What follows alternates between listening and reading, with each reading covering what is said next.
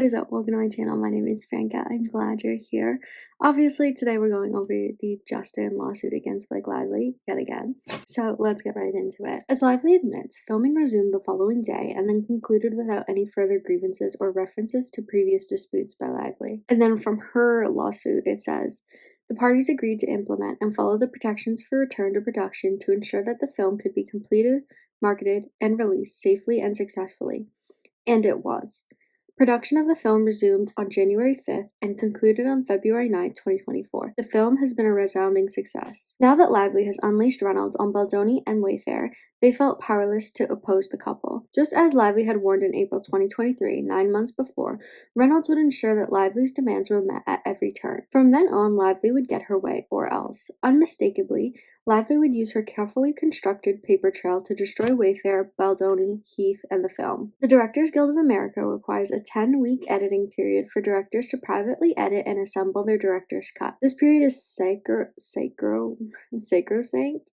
as it gives the director uninterrupted time to creatively shape the final product, a time to experiment, take risk, and refine until the film fully reflects the artistic vision. For Baldoni, this period is the peak experience of the filmmaking process, a time to immerse himself in the creative craft, free from external influences, but Lively denied Baldoni this experience on this powerful and deeply felt film. Lively requested through Todd Black to join Baldoni in the editing bay. As a seasoned professional with over 20 years of experience in the film and television, not to mention growing up in a family deeply involved in the industry, Lively knew full well the implications of her request. But in the aftermath of the serious and false allegations that she had leveled against Baldoni, Heath, Wayfair, and the production, with pressure from Sony, they reluctantly agreed to grant her access to the editing bay for 2 days. Notably, despite her allegations that Baldoni had made her uncomfortable, Lively insisted on working closely with him throughout the process. And then we have a message from Justin to Blake.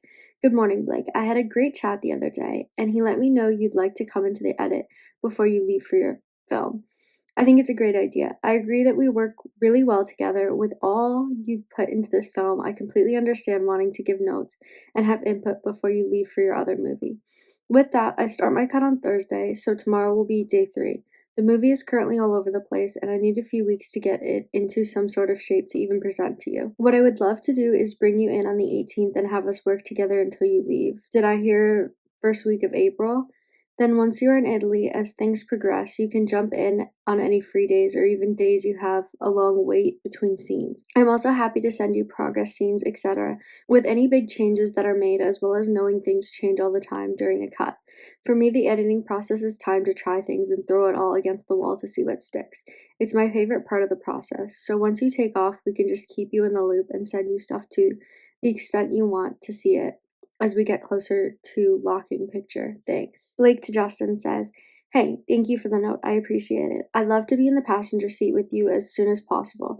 I don't need you to formally present anything. I understand you've seen the first assembly and have a mountain ahead of you. I'll be invaluable to you in recall alone as you put together what you're looking for. I've also been rewatching all the dailies, tons of nuanced gems. The sooner we put our heads together, the better. Very excited to dive back into the work. Let me know. And Justin to Blake. Hey Blake, I hear you and I know how helpful you've been and will continue to be.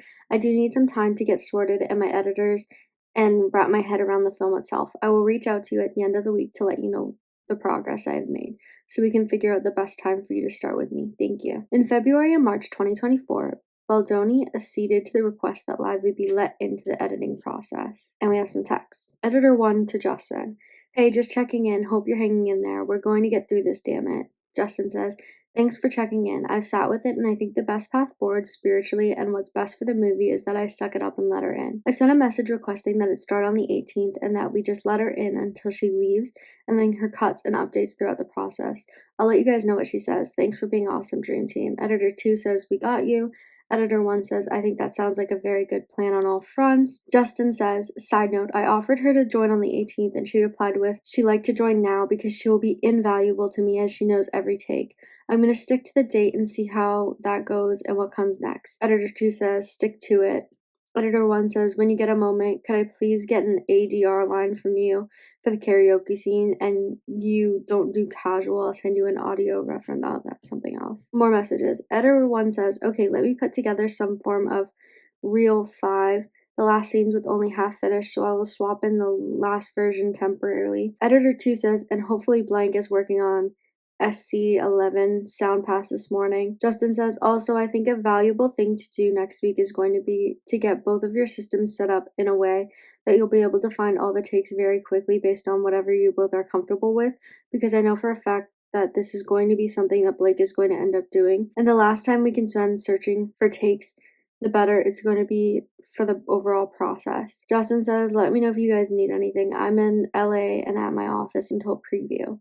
Justin says, for Blake, should I say 9:33 each day, and that gives you guys 3 hours of extra notes and other things, or 10 to 3? 10. Editor 1 says 10. That gives us wiggle room for any powwows before we meet with her.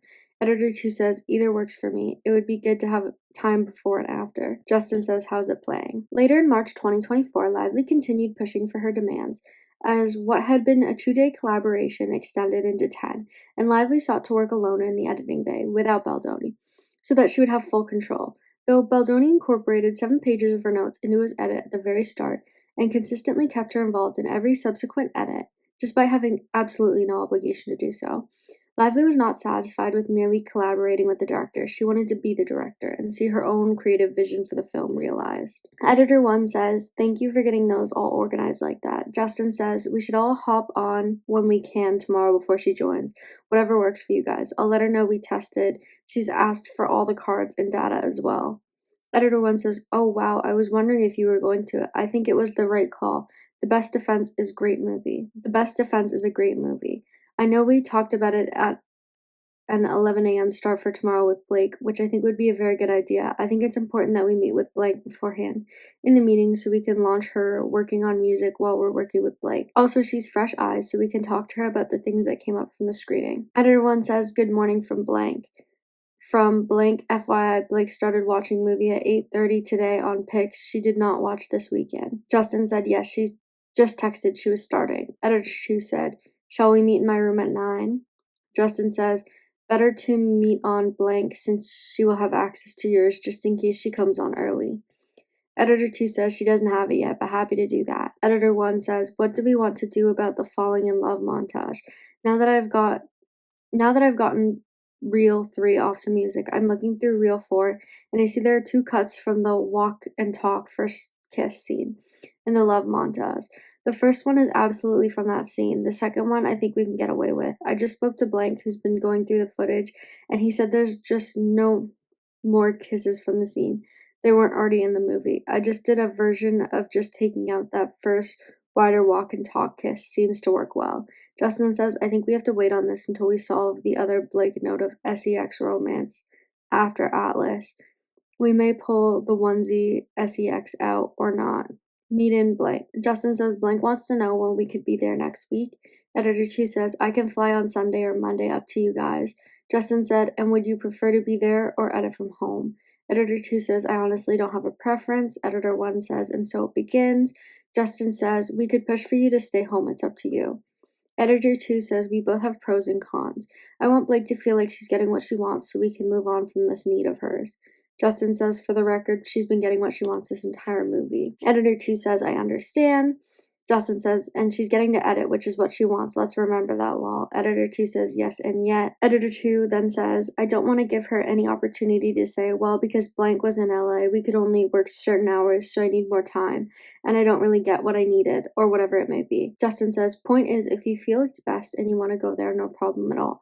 And also, if you would like to stay at home, that's something we can say, I just want you to do what's best for you. That's a good point. Editor 2 says, I appreciate your protection and thought.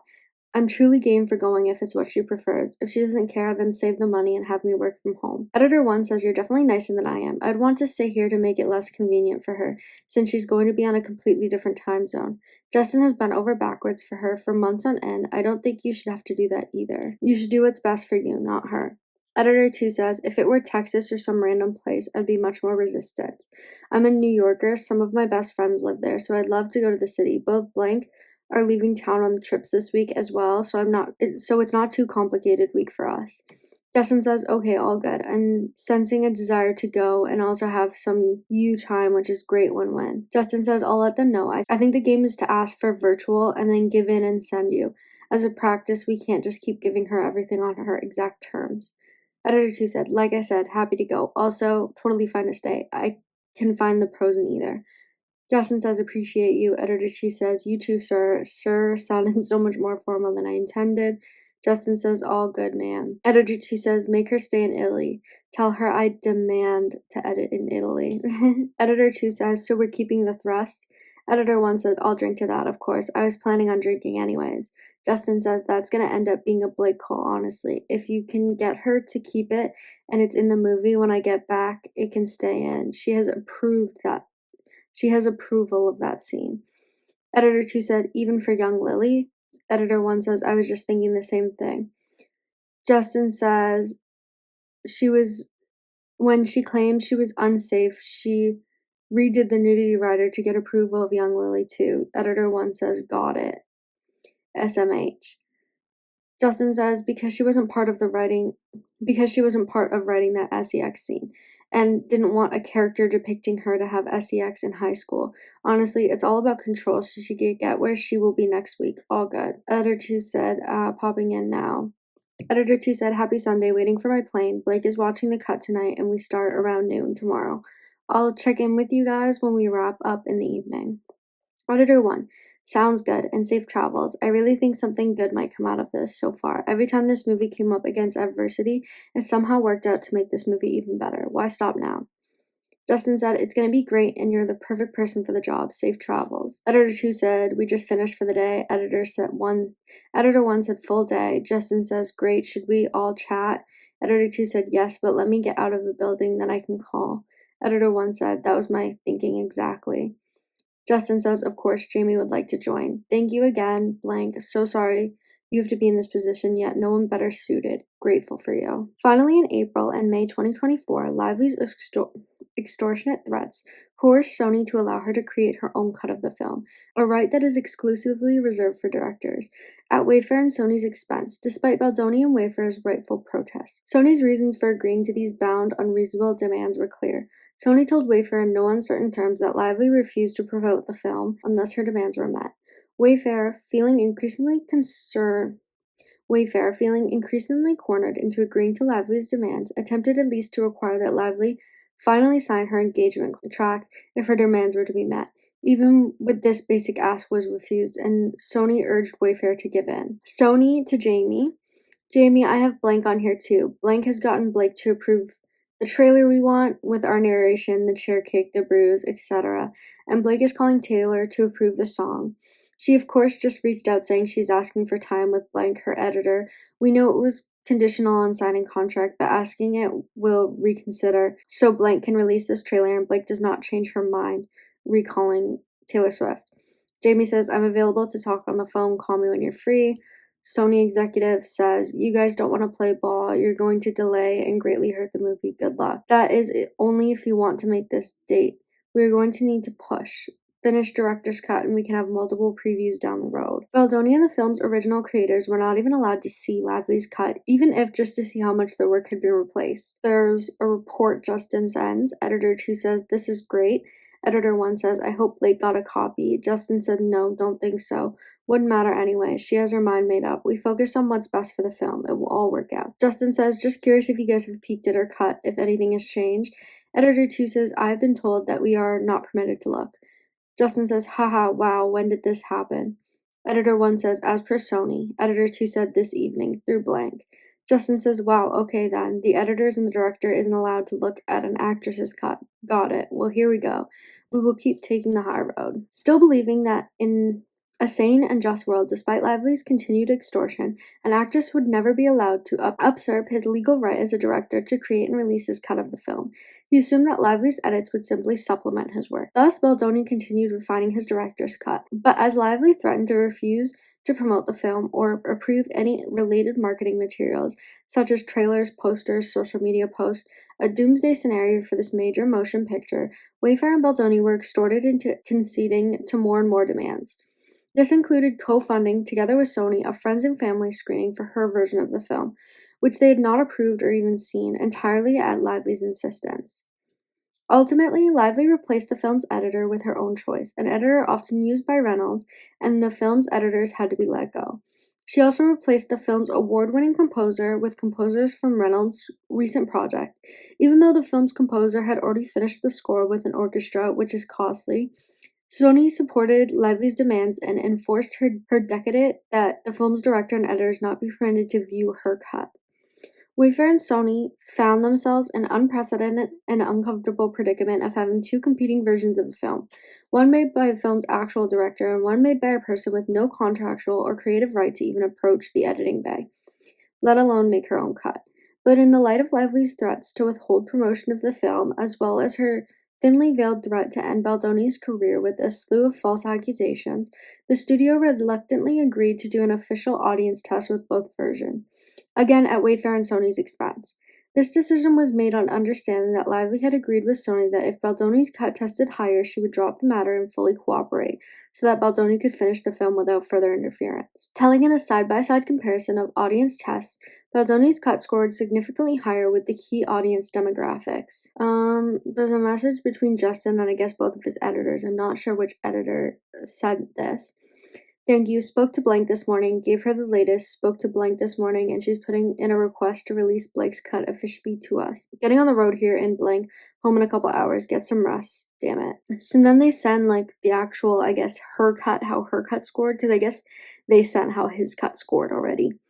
And editor 1 says, in our key demo, over 20% higher in the excellent rating and 15% higher in the definite recommends. That says it all. Justin said, one would think, I'll have info at 4. Editor 2 says, here's my info. She lost. Can we move forward? Thank you.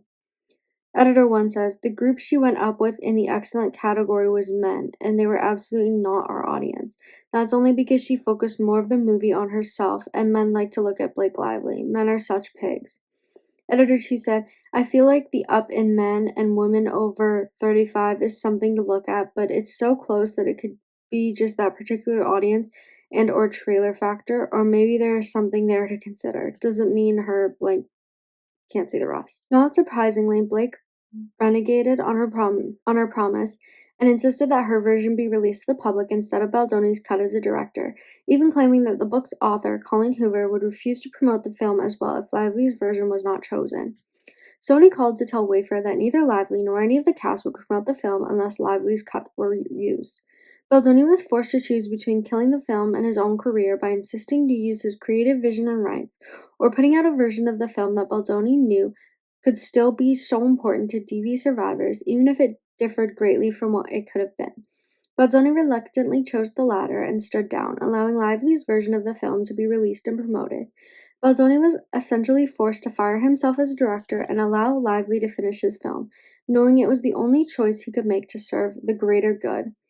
2 days later, Baldoni was hospitalized with a serious spine infection, eventually with the key demographic being the focus. Sony and Screen Engine, the audience testing company, convinced Lively to put back as much of Baldoni's edit as they possibly could. None of this was officially communicated to Baldoni, but whispers reached him that part of his cut made it back into the film release. Baldoni made sure to thank and apologize to his editors, whom Lively had caused to be let go. Justin Baldoni says, I'm so sorry. I love and adore you both and will fight for you and your recognition and sing your praises to the end. This will all work out. It's painful, but it will be okay, and we can rest knowing that we have created a beautiful work of art together, and yet I'm so sorry. Justin says, hope ADR went well, being admitted for 3 days for potential infection, so now you have a real reason to why I'm not doing ADR. I love and adore you both. Thank you for standing by me through all of this. You guys are amazing. Editor 1 says, holy cow, feel better. We didn't want to bug you during all of this, but our secret sources let us know that the new version they are previewing tomorrow has a bunch of our version put back in. We just have to keep it quiet because we want to keep our back channel open. Feel better. Get well soon. We love you and all of this craziness. Health and movie is going to work out, damn it. Justin said, appreciate you both so much. By June 2024, Lively was dictating much of the marketing for the film she had stolen from Baldoni and Wayfair. Justin says to his editor, infection in my spine, pretty serious. Great doctors and caught it early. Blank had a feeling. My body is done. Too much stress. Will be hospitalized. Will be in hospital prob until Tuesday now, then IV antibiotics via the via a PICC line for 6 weeks, which means can't travel. So happy he liked it. Editor 1 said, damn, then just take care of yourself. If Blake is so determined to handle the marketing on the movie, then just let her. Perfect time to look out for number 1. Lively shamelessly removed Baldoni's, the film's co-star, director, and executive producer who had championed this film for 5 years and whose company had co-funded the entire project, out of all posters, trailers, and other promotional materials. She continued to refuse to promote the film otherwise. We have a letter from someone to Jamie. We had a very successful weekend at Book Bonanza. The fans loved the book art displayed in the event. We would like to release this art as our second teaser poster for domestic distribution. Since it has already been released internally in many markets, it only makes sense to use it domestically as well. We'd love to start printing tomorrow to get it into theaters. However, this version does not have Justin Baldoni's A Film by credit, so we would need to waive that. Please note if this is approved. Best, Sony Executive. Over Sony's objection, Lively insisted her screen cut at Book Bonanza, Colleen Hoover's annual convention hosting authors and fans from around the world, an event that Baldoni had long been excited to attend. But Sony made it known to Wayfair, per Lively, Baldoni could not attend, notwithstanding the obvious promotional and PR risks. Lively appeared on a panel alongside Hoover and other cast members, icing out Baldoni from the critical event for his own film. He was not even allowed to review the final cut before it was shown to the world. With that, we're going to end it there for today. I hope you guys enjoyed this video. If you did, feel free to leave a like and comment down below. If you didn't, feel free to leave a hate comment. I'd love to hear your opinion, and I'll see you guys tomorrow.